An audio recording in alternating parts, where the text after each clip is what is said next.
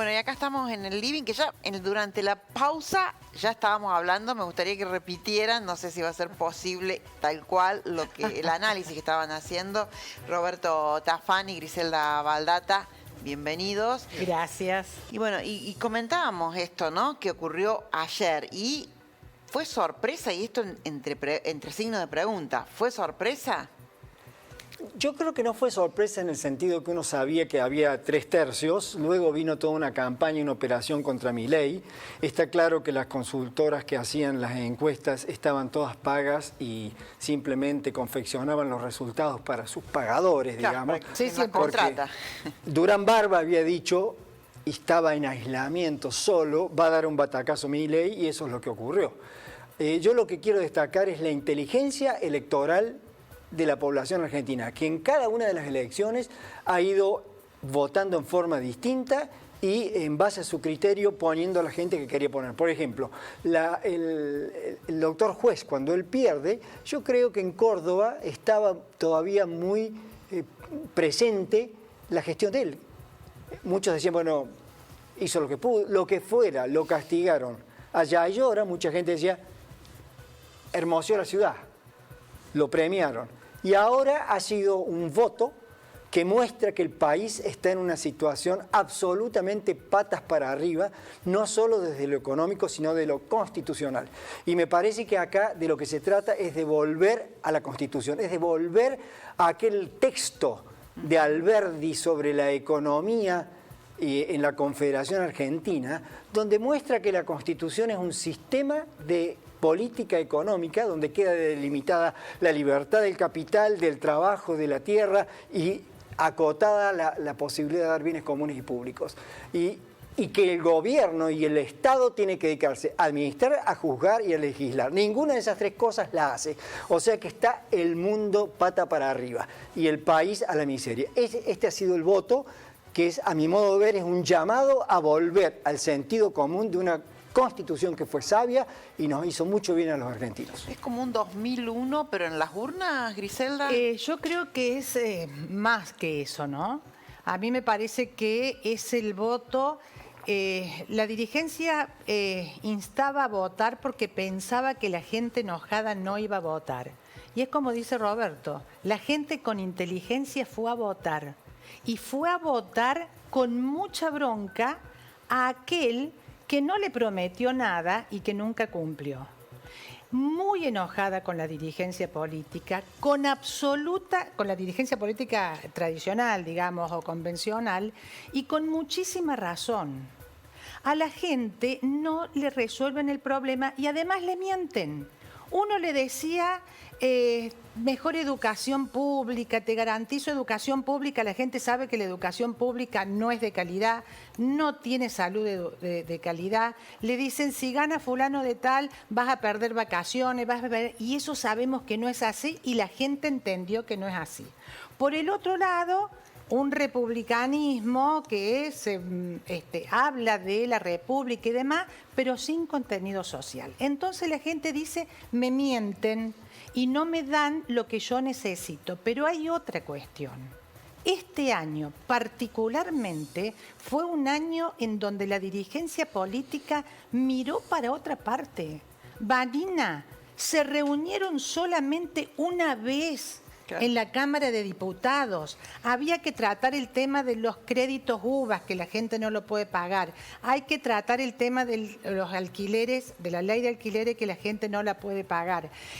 Hay muchísimo. A ver, ni un solo plan de vivienda social y la gente no tiene dónde vivir. Entonces, Milei, muy inteligente, encontró una palabra, no sé si coincides, Roberto, bárbara, que caracteriza, no me gusta a mí por supuesto, yo no la voy a decir nunca, pero caracteriza a una dirigencia social, y él dice casta, sí.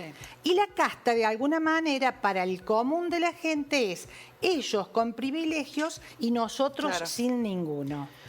Con esa definición, él está de alguna manera reflejando algo. Yo soy parte de una dirigencia política y me interpelo permanentemente, aunque sin los niveles de responsabilidad de otros. Pero con toda la razón, la dirigencia política argentina es una casta. No le voté a Milei ni le voy a votar, pero digo, no sufre ni la inseguridad que sufre el ciudadano común, no toma un bondi a las 5 de la mañana esperando 4 horas el colectivo, no tiene problemas para pagar la luz, no fue nunca a trabajar y le pagan igual, fueron los primeros en vacunarse, tienen autos con vidrio polarizado, la inseguridad al country, muchachos, no les llega. Y a un departamento de Puerto Madero no les llega. La inseguridad no llega al resto.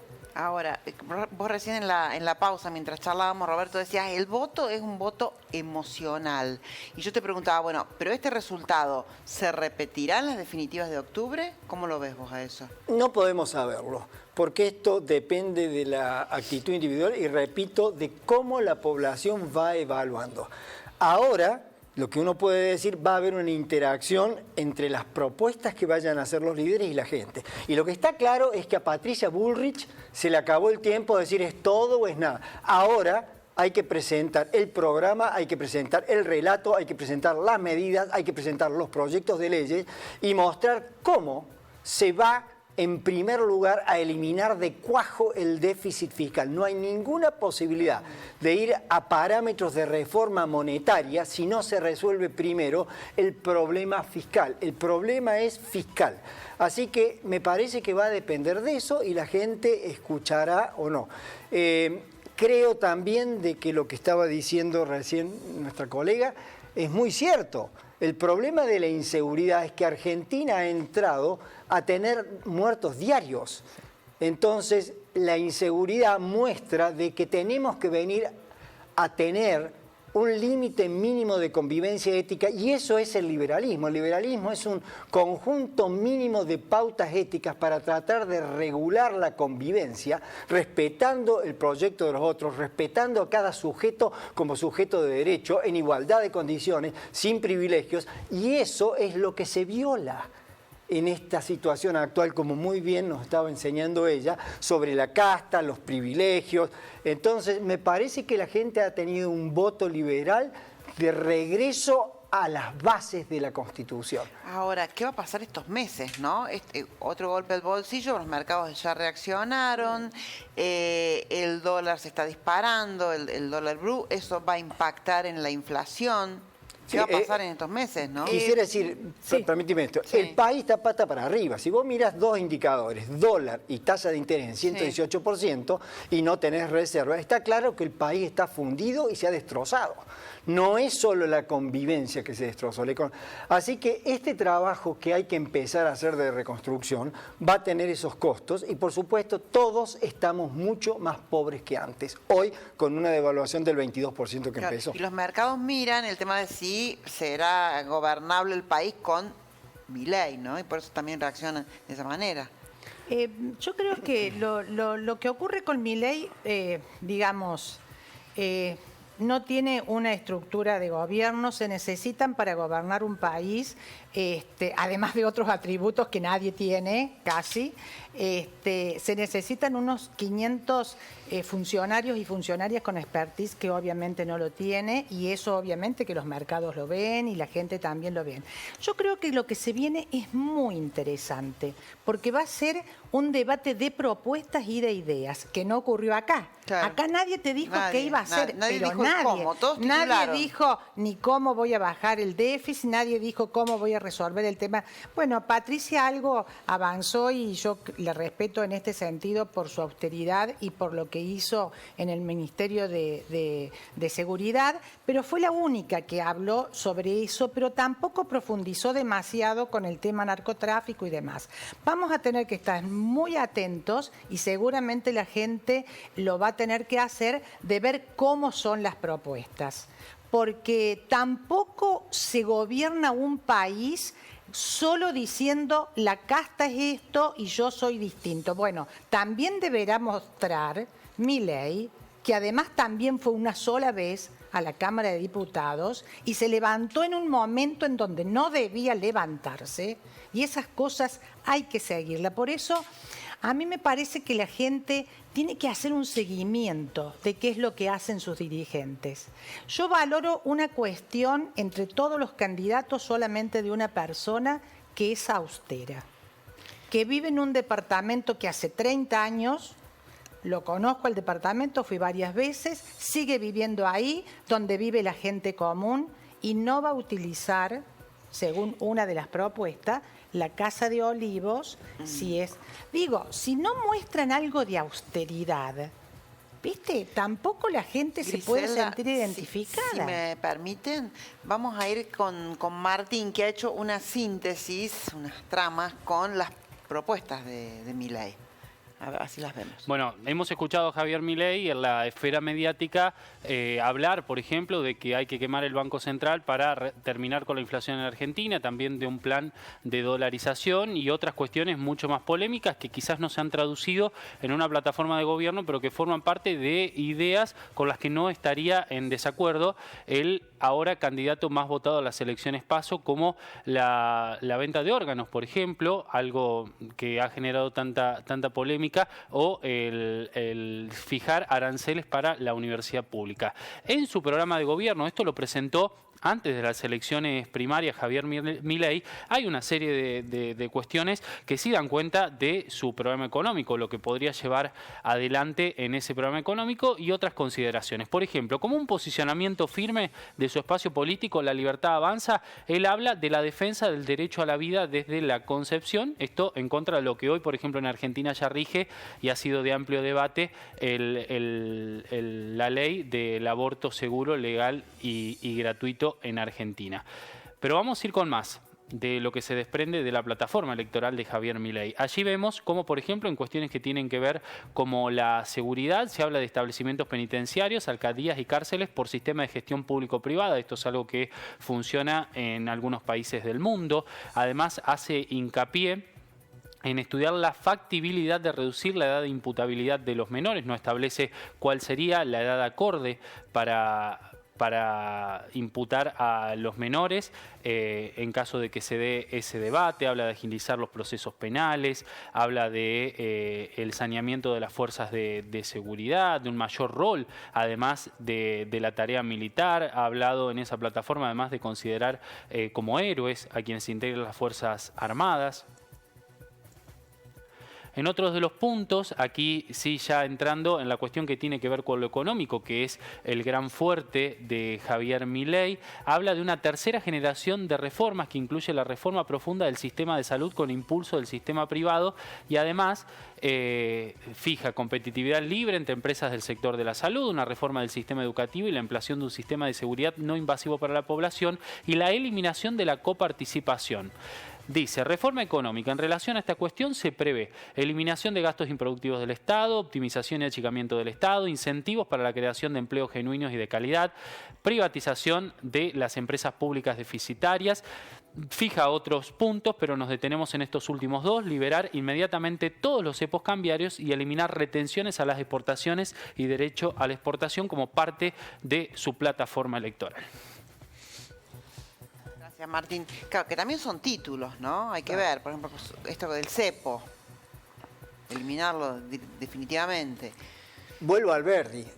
La Constitución plantea pautas, pero lo que te muestra Alberdi permanentemente en sus obras es que vos esas pautas, esos mandatos, los distorsionás con una buena o una mala ley. Claro. Entonces, Argentina en el momento que él escribe está como con un resabio del derecho romano, con toda la opresión y el intervencionismo de las instituciones españolas, y él dice, esta Constitución que se ha diseñado acá se hace en base a una visión económica basada en el liberalismo de Adam Smith, dar libertad al capital, dar libertad al trabajo, dar libertad a la tierra, y por lo tanto me parece que acá estamos en una situación como aquella, donde vos más que sacar leyes hay que derogar un montón de hiperregulaciones que tenemos para volver al fuente. O cumplirlas. Claro, pero para cumplirlas hay que cumplirlas con buenas leyes. Bien. Entonces, si vos tenés una ley como la ley de alquileres que violenta la libertad de contratación, estás a través de una ley dentro de la Constitución desnaturalizando su mandato. Así que en salud, por ejemplo, ninguno de los dos me parece que tiene clara la necesidad de información sobre el resultado de los prestadores. Dónde se muere la gente, dónde se infecta la gente, no hay eso. Y Patricia Bullrich va a tener que mejorar varias de esas cosas, porque cuando le preguntaron los otros días, salió hablando de la coordinación del sector público. Resulta que el sector público es incapaz de coordinar los prestadores públicos con las obras sociales públicas, con las obras sociales provinciales, con el PAMI, y meter las torres académicas en una suerte de medicina que podría estar basada en instituciones públicas modelo. ¿Y cómo vamos a coordinar todo? Entonces hay que dar mucho más libertad, y me da la impresión que llegó el momento de poner las barbas en remojo. Ahora hay que poner las propuestas blanco sobre negro. Y después la gente, que como decíamos con Griselda, tiene esa gran inteligencia electoral, va a decidir. Pero lo que quiero, y con esto cierro, toda esta crítica del periodismo que perdió Juntos por el Cambio por la interna, no perdió por la interna. Nos regimos por una regulación, por leyes, funcionó perfecta el sistema de las PASO. Lo que le está diciendo a ellos es basta de ambigüedad. Y acá tenemos un tipo que presenta un plan y está diciendo, entonces es un llamado de atención. Ahora me parece que la responsabilidad está en Juntos por el Cambio, que deberá mostrar que quiere hacer las cosas bien y cómo lo va a hacer. Yo lo bueno que veo de ellos es que quieren volver a la Constitución, quieren derogar un montón de leyes y prometen que el primer día presentarían los proyectos de ley apropiados. Segundos, Griselda. Sí, yo para sintetizar, primero fue un voto bronca, fue un voto contra la indiferencia absoluta y total de una dirigencia política que miró durante 2 o 3 años para otro lugar y no resolvió los temas de fondo. Y anhelo que la gente pueda luego sí discernir en términos de propuestas.